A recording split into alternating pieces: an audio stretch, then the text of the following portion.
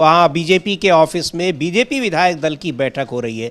BJP को 89 सीटें 89 seats मिली हैं पटना बिहार में विधानसभा में, 243 में से 89 और 85 सीटें मिली हैं जनता दल यूनाइटेड को। और इसीलिए अब इस जो पूरा ये सीन है, यानी जिस तरह से राजनीतिक दलों को सीटें मिली हुई हैं, उसके लिहाज से वहाँ पर स्पीकर की भूमिका बड़ी महत्वपूर्ण होती है। और स्पीकर को लेकर खींचतान दोनों ही पार्टियों में, बीजेपी और जेडीयू में अभी तक ये जारी है। चूंकि बहुत सारे मुद्दे सुलझाए गए हैं, लेकिन स्पीकर को लेकर, और स्पीकर को लेकर इसलिए इतनी रस्साकशी हो रही है क्योंकि दोनों ही पार्टियों को भरोसा नहीं है कि वो कब क्या कर जाए। ना तो बीजेपी को जेडीयू पर है और ना ही जेडीयू को बीजेपी पर। हाँ बिल्कुल, और इसीलिए नीतीश कुमार एक सेकंड की भी मोहलत बीजेपी को देना नहीं चाहते हैं। वरना इस्तीफा जब गवर्नर के पास गए थे सूचना लेकर कि आप भंग कर दीजिएगा 19 नवंबर को, इस्तीफा उसी समय दे आते। तो इस्तीफा नहीं दिया नीतीश कुमार ने, अभी भी नीतीश कुमार ने इस्तीफा नहीं दिया है। जेडीयू विधायक दल के नेता चुन लिए गए हैं, लेकिन इस्तीफा अभी भी नहीं दिया है। 3:30 बजे जब एनडीए के विधायक दल की बैठक होगी और उसमें जब नीतीश कुमार नेता चुन लिए जाएंगे, तब जाएंगे वो जाकर अपना इस्तीफा लेकर देके, और साथ ही साथ दावा पेश करेंगे सरकार बनाने का। और अगर बीजेपी ने कोई गड़बड़ करने की कोशिश की एनडीए के विधायक दल की बैठक में, तो नीतीश कुमार इस्तीफा लेकर तो जाएंगे, लेकिन सरकार बनाने का दावा भी साथ लेकर जाएंगे, फिर वो एनडीए की तरफ से नहीं होगा। मतलब ये अपना प्लान है और प्लान बी और प्लान सी सब साथ में लेके जा रहे हैं, साथ लेकर चल रहे हैं। तो बीजेपी के चाणक्य जो है इस समय नीतीश कुमार से बहुत घबराए हुए हैं, और बिल्कुल एक तरह से कहा जाए कि घुटनों पे जो है नीतीश कुमार ने ला दिया है बीजेपी के चाणक्यों को। तो ये अंदर जो चल रहा है, ये साफ तौर पर देखा जा सकता है कि किस तरह की चीजें चल रही हैं उनके अंदर। जी बिल्कुल। तो ये एक जो एक अविश्वास वाली बातें हैं बीजेपी और जेडीयू के बीच में, वो एकदम सतह पर दिखाई पड़ रही हैं, और दोनों ही पार्टियां एक दूसरे पर भरोसा नहीं कर रहे हैं, और दोनों अपने एक दूसरे प्लान के साथ इस समय चल रहे हैं। नीतीश कुमार भी और बीजेपी तो खैर चल ही रही है, लेकिन दिलीप जायसवाल जो बीजेपी के प्रदेश अध्यक्ष हैं बिहार में, उनका यह कहना है कि नीतीश कुमार आज दावा पेश करेंगे सरकार बनाने का, यानी एनडीए उन्हीं को चुनेगा विधायक दल का नेता। एनडीए का मतलब जो नेशनल डेमोक्रेटिक अलायंस है, राजग जो गठबंधन है, बीजेपी के नेतृत्व वाला जो गठबंधन है, वो नीतीश कुमार को ही, यानी अगर ऐसा होता है तो ये दूसरी बार होगा कि बीजेपी ज़्यादा सीटें पाने के बावजूद कम सीट वाले नीतीश कुमार को अपना मुख्यमंत्री बनाएगी। लेकिन इस बार संभावनाएं बहुत सारी दिखाई पड़ रही हैं, आशंकाएं बहुत सारी जताई जा रही हैं, और ये माना जा रहा है कि बीजेपी बना भले रही है नीतीश कुमार को, लेकिन पूरे कार्यकाल के लिए नहीं। यही बात है, यही वजह है कि दोनों के बीच में अभी भी रस्साकशी जारी है। एक बार सुनते हैं दिलीप जायसवाल को, वो क्या कह रहे हैं। विधायक दल की बैठक है, भारतीय जनता पार्टी और जनता दल यू दोनों दल की बैठक है। 11 बजे जनता दल यू के विधायक दल की बैठक है, और 11:30 बजे भारतीय जनता पार्टी के विधायक दल की बैठक है। सभी लोग अपने नेता का चयन करके फिर 3:30 बजे बिहार विधानसभा में सेंट्रल हॉल में एनडीए के नेता का चयन करके फिर नीतीश कुमार जी राज्यपाल महोदय के यहां जाएंगे और सरकार बनाने का दावा पेश करेंगे। शपथ बहुत ही उत्सव के माहौल में मनाया जा रहा है। इस बार का शपथ का खासियत है कि दुनिया के सर्वाधिक लोकप्रिय नेता और भारत के यशस्वी प्रधानमंत्री श्री नरेंद्र मोदी जी इस ऐतिहासिक पल के साक्षी बनने वाले हैं, और ये हम लोगों के लिए बहुत ही गौरव की बात है कि प्रधानमंत्री मोदी जी भी शपथ ग्रहण समारोह में उपस्थित रहेंगे।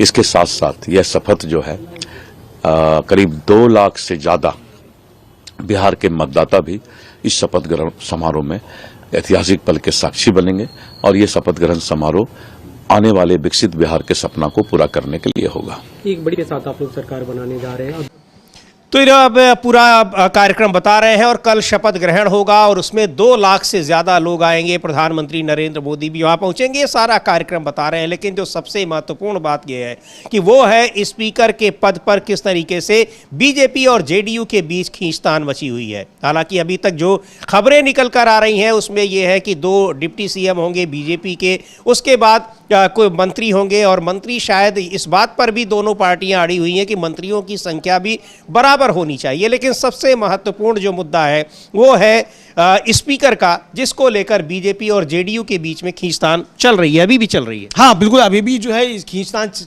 चल रही है दोनों के बीच में, और बीजेपी के विधायक दल की बैठक चल रही है समीर जी। उसमें अभी बीजेपी विधायक दल का नेता नहीं चुना गया है। बीजेपी विधायक दल का नेता कौन होगा, इससे भी काफी कुछ संकेत मिल जाएंगे बीजेपी की आगे की रणनीति पर, कि वो नीतीश कुमार के साथ आगे चलकर क्या करेगी।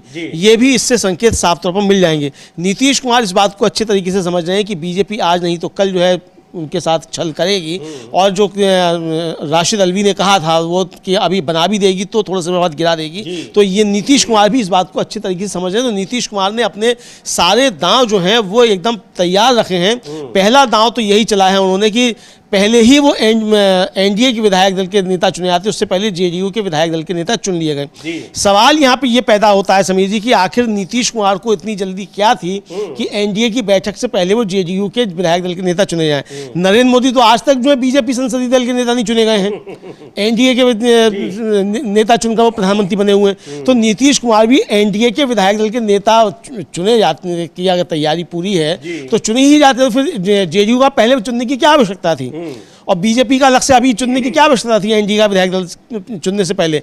इसका मतलब कि अंदर अंदर काफी ज्यादा संघर्ष चल रहा है और अभी भी कुछ चीजें शायद सेटल नहीं हो पाई हैं, और नीतीश कुमार इंतजार कर रहे हैं कि 3:30 बजे क्या परिस्थितियां बनती हैं, और नीतीश कुमार उसी हिसाब से फिर अपना दांव आगे का चलेंगे। फिलहाल उन्होंने दांव चल दिया है कि वो इस समय एनडीए विधायक दल के नेता हैं, और भारतीय जनता पार्टी विधायक दल का नेता जब चुना जाएगा तब मालूम पड़ेगा कि क्या 3:30 बजे कोई और खेल भी हो सकता है, नीतीश कुमार के अलावा कोई और भी नाम आ सकता है बीजेपी की तरफ से, जो मतलब एनडीए की तरफ से, जिस पर नीतीश कुमार की और जेडीयू की सहमति ना हो। बहुत सारी चीजें 3:30 बजे तक स्पष्ट नहीं हो पाएंगी, क्योंकि अभी दांव पे चले जा रहे हैं एक दूसरे के खिलाफ। और लेकिन एक चीज इसमें और भी महत्वपूर्ण है अमलेदू जी, जो ये कहा जा रहा है कि अभी बीजेपी भले बना रही है लेकिन वो पूरे 5 साल पूरे कार्यकाल के लिए बनाती है कि नहीं, ये बात अभी इसको लेकर आशंकाएं हैं। पर अभी बनाना बीजेपी की बड़ी मजबूरी भी है, क्योंकि नीतीश कुमार का जो प्लान भी है वो बीजेपी के साथ रहने के बजाय कहीं ज्यादा मजबूत दिखाई पड़ रहा है। और ये भी है कि जो एनडीए के बाकी घटक दल हैं वो बड़ी मजबूती के साथ नीतीश कुमार के साथ दिख रहे हैं, बीजेपी के साथ नहीं दिखाई पड़ रहे हैं। यहां तक कि खुद चिराग पासवान भी, हाँ बिल्कुल, चिराग पासवान भी जो है अंदरूनी तौर पर वो नीतीश कुमार के साथ हैं और बीजेपी के साथ दिखाई नहीं पड़ रहे हैं।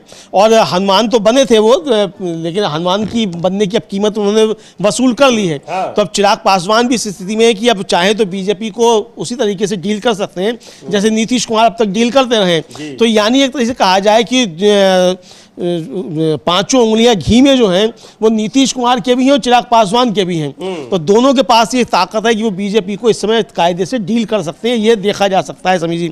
लेकिन यहाँ जो महत्वपूर्ण चीज़ है वो यही है कि बीजेपी जिसको अपना विधायक दल का नेता चुनती है उसके जरिए ये तय हो जाएगा कि अगर नीतीश कुमार एनडीए के विधायक दल के नेता चुने भी जाते हैं और मुख्यमंत्री की शपथ लेते भी हैं तो नीतीश कुमार कितने दिन तक मुख्यमंत्री बने रहेंगे बीजेपी के समर्थन से, ये देखने वाली चीज़ होगी। तो हो सकता है कि अभी नीतीश कुमार की रणनीति ये हो कि किसी तरीके से विधायक दल का नेता चुन लिया जाए, सरकार बना ली जाए और उसके बाद बीजेपी को अंदर ही अंदर से जो है काटा जाए।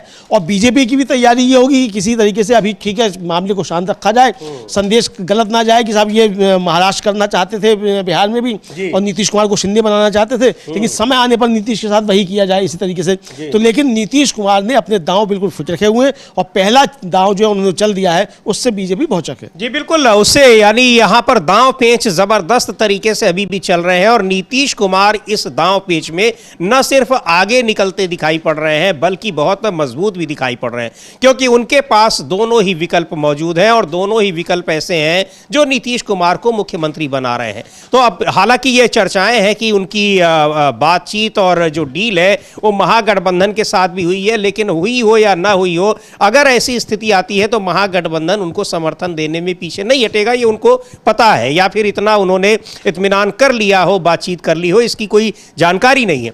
पर यहां जिस तरीके से ये संदेह जताया जा रहा है कि नीतीश कुमार बनते भी अगर हैं और अब बनना लगभग तय ही माना जा रहा है, हालांकि 3:30 बजे जो विधायक दल की बैठक होगी जब उसमें चुने जाएंगे तभी ये चीज आधिकारिक रूप से मानी जाएगी, लेकिन अभी तक की खबरों के मुताबिक वो बन रहे हैं मुख्यमंत्री। पर आगे भी बने रहेंगे, इस बात को लेकर आशंकाएं हैं। और यही वजह है कि बीजेपी और जेडीयू के बीच तालमेल का अभाव दिख रहा है और स्पीकर के पद को लेकर दोनों के बीच में खींचतान जारी है। फखरुल हसन चांद समाजवादी पार्टी के प्रवक्ता हैं, उनका भी कहना है कि ये लंबे समय तक ये नहीं चलने वाला है और बीजेपी नीतीश कुमार को हटाएगी। और क्या कुछ चल रहा है बीजेपी और जेडीयू के बीच में, बम्पर बहुमत के बावजूद सरकार बनाने में इतनी देरी क्यों हो रही है, इन सब को लेकर उन्होंने भी अपनी प्रतिक्रिया दी है। सुनते हैं उनको। देखिए, नीतीश कुमार जी वो समाजवादी सोच के नेता रहे हैं और उनके राज में जो पीडीए है, समाजवादी पार्टी को भरोसा है कि जब मुख्यमंत्री की शपथ लेंगे तो पीडीए के हक और अधिकार उनको मिलते रहेंगे। भारतीय जनता पार्टी की साजिश उनके मुख्यमंत्री रहते नहीं चलेगी। तो समाजवादी पार्टी नीतीश कुमार जी को बधाई देती है, शुभकामनाएं देती है कि वो मुख्यमंत्री पद की शपथ लेने जा रहे हैं और वो आगे बिहार को लेके चले, इसकी हम उम्मीद करते हैं। तो बिहार को लेकर आगे चलें, लेकिन आशंकाएं हैं और इस सरकार कितनी स्थिर रहेगी, इतने बम्पर मेजॉरिटी के बावजूद सरकार की स्थिरता को लेकर आशंकाएं जताई जा रही हैं। और आशंकाएं इसलिए जताई जा रही हैं कि बीजेपी और जेडीयू में तालमेल का ज़बरदस्त अभाव दिख रहा है। हाँ बिल्कुल, जेडीयू और बीजेपी में ज़बरदस्त तालमेल का अभाव है और नीतीश कुमार की भावभंगिमा जो इसको भी इस समय समझिए देखा जा सकता है कि जो उनकी भावभंगिमा क्या कह रही है, नीतीश कुमार क्या कहना चाहते हैं। और नीतीश कुमार चुनाव से पहले जो नीतीश कुमार दिख रहे थे, चुनाव के बाद के नीतीश कुमार एकदम बदले हुए नजर आ रहे हैं। बिल्कुल सक्रिय, एकदम सक्रिय, बीमारी सारी दूर हो गई और एकदम से चुस्त दुरुस्त नीतीश कुमार दिखाई पड़ रहे हैं। मोदी जी जो है वो बल्कि थके हुए मालूम पड़ रहे हैं नीतीश कुमार के सामने इस समय। तो ये देखने में आ रहा है। लेकिन जो सबकी निगाहें जो टिकी हुई हैं समीर जी, वो टिकी हुई हैं कि बीजेपी विधायक दल, देखिए बीजेपी विधायक दल के सम्राट चौधरी जो हैं वो चुन लिए गए हैं। अब समीर जी अब स्पष्ट हो गया कि बीजेपी की राजनीति क्या है। सम्राट चौधरी अगर बीजेपी विधायक दल के नेता चुने गए हैं तो नीतीश कुमार का बीजेपी के समर्थन से लंबे समय तक मुख्यमंत्री बने रहना असंभव है। ये एकदम संकेत बीजेपी ने दे दिया है। यानी बीच भंवर में नीतीश के साथ बीजेपी कोई ना कोई खेल कर सकती है। और जो अमलेंदु जी, अभी इसकी आधिकारिक घोषणा नहीं हुई है, लेकिन ये खबरें आ रही हैं कि सम्राट चौधरी बीजेपी विधायक दल के नेता चुन लिए गए। और बिल्कुल आप सही कह रहे हैं कि अगर सम्राट चौधरी को चुन लिया गया है तो ये नीतीश कुमार के लिए खतरे की घंटी है। बिल्कुल नीतीश कुमार के लिए खतरे की घंटी है। एक तो जाति का समीकरण देखिए, है ना, तो उस हिसाब से भी। और ऐसा कैसे हो सकता है कि भाई आपका चीफ मिनिस्टर जो है वो भी ओबीसी हो और जबकि चीफ मिनिस्टर वो भी ओबीसी हो। ये अब जब विधायक दल वोट महिलाओं के लिए है, कोई महिला ना हो उसमें, कोई महिला ना हो उसमें, ये भी आता है। तो अब ये बड़ी खबर जो इस समय आ रही है अभी जो है, ये देखा जाएगा कि सम्राट चौधरी जो हैं वो चुने गए हैं। अगर जो खबरें आ रही हैं कि नेता चुने गए हैं, सूत्रों के हवाले से अभी स्पष्ट घोषणा आ जाएगी, बाहर कोई ना कोई बीजेपी का नेता आकर करेगा इसकी घोषणा। तो अगर ये चुने गए हैं तो फिर इसका मतलब जो शाम 3:30 बजे है उसमें भी कुछ ना कुछ अब संचय, अब की 3:30 बजे की बैठक और भी ज्यादा महत्वपूर्ण हो गई, बहुत ज्यादा महत्वपूर्ण हो गई है। क्योंकि अब जो है संशय बढ़ गया है कि 3:30 बजे क्या दांव पे चला जाएगा। अगर सम्राट चौधरी की जगह कोई दूसरा चुना जाता विधायक दल का नेता तो आशंकाएं इतनी नहीं रहती, अब आशंकाएं बढ़ी हैं। और आपको याद होगा कि जब घोषणा पत्र जारी किया जा रहा था एनडीए का, जो 7 सेकंड में ही जारी हो गया था और 7 सेकंड बाद ही नीतीश कुमार निकलकर चले गए थे और सब नेता निकलकर चले गए थे। उसके बाद सम्राट चौधरी रुके रह गए थे और प्रेस से बात फिर अकेले सम्राट चौधरी ने की थी। तो यानी बीजेपी ने स्पष्ट संकेत दे दिया था कि सम्राट चौधरी जो है मुख्यमंत्री पद के बीजेपी की तरफ से दावेदार हैं। ये भी अमलेंदु जी याद करिए, गृह मंत्री अमित शाह जो सबसे बड़े राजनीति के बीजेपी के चाणक्य माने जा रहे हैं, उन्होंने सीधे कहा था सम्राट चौधरी के लिए, जब